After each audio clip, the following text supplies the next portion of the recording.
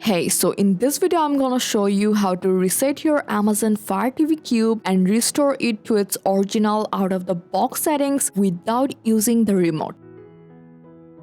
So first you have to grab your Fire TV Cube. Now on the top of the device, locate the mute button and the volume down button. So now you just have to press and hold both buttons at the same time for about 30 seconds. So you just have to keep holding them until you see a reset prompt appear on your TV screen. So now if you have a remote connected, you can choose OK to confirm or cancel to stop the reset process. But if you don't have a remote, don't worry. After about 18 seconds, that Fire TV Cube will automatically begin the factory reset process on its own. And after the reset is complete, you will see the Fire TV setup screen, which confirms that the factory reset was successful.